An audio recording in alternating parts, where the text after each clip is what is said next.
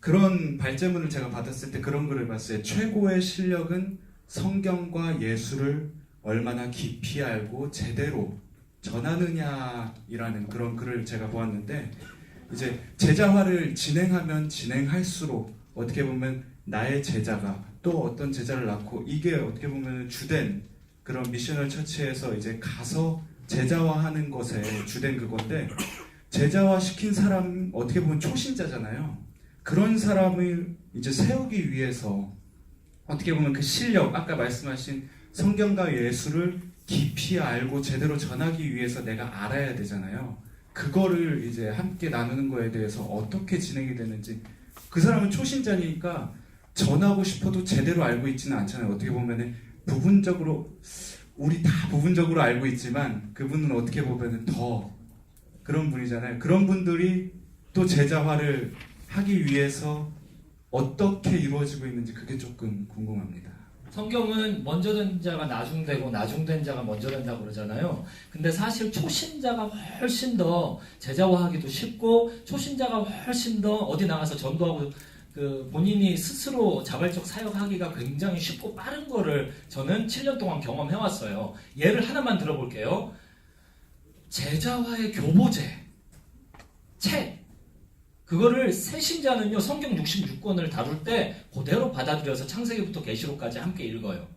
근데 기존 신자 있잖아요. 특히 de-churched people, 혹 그렇게 얘기하죠. 가나안 성도들.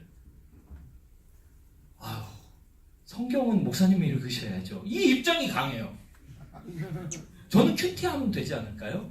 저는 이렇게 정해진 본문 가지고 일주일에 설교를 한 편을 고급스럽게 뭐 잘 30분 안에 잘 녹여내서 그걸 해서 제가 일주일 동안 묵상하면 되지, 제가 왜 성경 66권을 다 읽고, 그리고 그걸 왜 제가 연구해서 제가 직접 가르쳐야 됩니까? 저는 일하는 사람, 난 평신도인데 이 입장이 다 있어요. 오히려 새신자가 훨씬 빨리 제자화를 해요. 어디 가서. 성경의 이야기를 좀 하면요, 요한복음 4장에 예수님을 만난 여인이 나오는데요. 이 여인은 알다시피 남편 문제가 이렇게 많았던 여인의 스토리가 나오잖아요. 근데 그때 예수님을 나의 구주로 영접하고 성경에 의하면 바로 자기 동네에 들어가서 예수님을 전했다라고 말씀에 나와 있어요. 아마 추측하건대 예수님이 나의 구원자임을 전한 거지, 그 모든 신학적인 상황을 알고 배워서 전했다고 우리는 추측할 수가 없잖아요. 이것을 저희 가정의 제자와 스토리로 조금 끌어오면요, 저와 저희 아내가 매일 정해놓고 기도하고 말씀 보는 시간이 있거든요. 그 시간은 그냥 가급적 지키려고 해요. 그 시간에 아이들이 뛰어놀기도 하고 막 사고치기도 하는데 내버려 둬요. 그냥 울어도 그냥 하고 아빠 찾아도 하고 하는데요. 그러다 보니까요, 어느 날 갑자기 그 모습을 보고 저희 딸이요, 큰딸 7살인데요 이래봬도 결혼했고요, 딸이 3명입니다. 네. 그 딸이 그 모습을 보고요, 갑자기 저희 부부에게 엄마 오늘은 기도 안 해? 나도 기도하고 싶은데 라고 하는 거예요. 그래서 저도 같은 마음으로, 얘가 처음 기도하는 거니까 아빠가 너 기도 가이드 줄게, 이렇게 기도하면 어때? 라고 했더니 그 아이가 했던 말이 싫어, 내가 하고 싶은 대로 할 거야 라고 하고 1시간을 울면서 기도하는 걸 그냥 목격했어요. 그리고 나서 아이의 삶을 단계적으로 보니까 지금 유치원에 가서 3명의 아이에게 예수님 전하는 게 자기가 정한 목표거든요.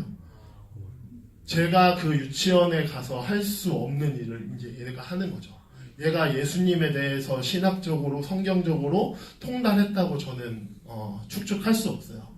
그냥 자기가 만난 예수님, 자기가 사랑하는 예수님을 자기 수준에서 자기의 삶의 영역에서 얘기하는 거죠. 그리고 그 열매는 성령님이 맺어주시겠죠. 우리가 그 부분은 성령님의 영역이라고 다 인정하고 하고 있는 거잖아요.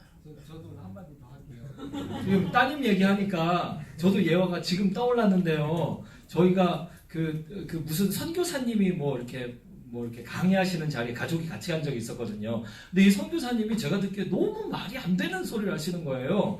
기도만 하고 있었는데 어느 날 눈을 떠보니까 그 나라에 도착해 있더래요, 자기가. 근데 이게 긴 이야기를 짧게 하느라고 아마 그랬겠죠. 약간 비유적으로 제 딸이 그걸 믿은 거예요. 제 딸이 초등학교 4학년인데 그래서 집에 와서 제 딸이 저한테 아빠 나는 일본을 위해서 기도하고 있는데 아빠가 내 눈을 이렇게 덮고 일본을 위해 기도하고 떴는데 나만 혼자 일본에 있으면 어떡해? 그러는 거예요. 초등학교 아니다 4학년이다. 4학년이 그러는 거예요. 그래서 제가요 야 그게 그 얘기가 아닌데 근데 제 딸은 그게 이제 너무 믿어지는 거예요. 그러면 내가 기도를 좀 나중에 해야 되지 않아요 아빠? 그러면 기도했는데 지금 기도하려면 엄마 아빠도 같이 기도하셔야 올 때 일본에서 올 때 같이 오죠. 저만 거기 가 있으면 이제 어떻게 저 혼자 어떻게 옵니까? 이게 가정 예배 시간에 논쟁이 이게 되는 거예요. 어린아이들이 복음을 얼마나 빨리 받아들이고 성경에 써 있는 걸 있는 그대로 문자적으로 다 믿어요. 이 아이들이 성경 66권을 못 읽는다라는 관점이 어디서 나왔냐면요. 많은 성도들을 내가 다 컨테인 해가지고 관리하겠다는 입장에서 나온 거예요. 아이들을 풀어놓으면 돼요. Release the baby! 다 풀어놓으면 막 돌아다니면서요. 지가 알아서 주워 먹고 살아난다니까요. 성령님이 아이에게는 능력이 없이 역사하시고 어른한테 목사님에게 능력 있게 역사하시면 그 성령님이 제한적인 성령님인데 그런 성령님이 신학적으로 맞나요? 똑같은 성령님이라면 어린이에게도 똑같은 능력으로 발휘하셔야 맞잖아요. 네, 그 이야기가 떠올랐어요. 네, 이야기를 제가 길게 했나요? 네, 그 발제를 굉장히 짧게 해주셔가지고 아직 시간이 굉장히 많이 남았습니다. 지금 무한한 얘기들을 계속 이제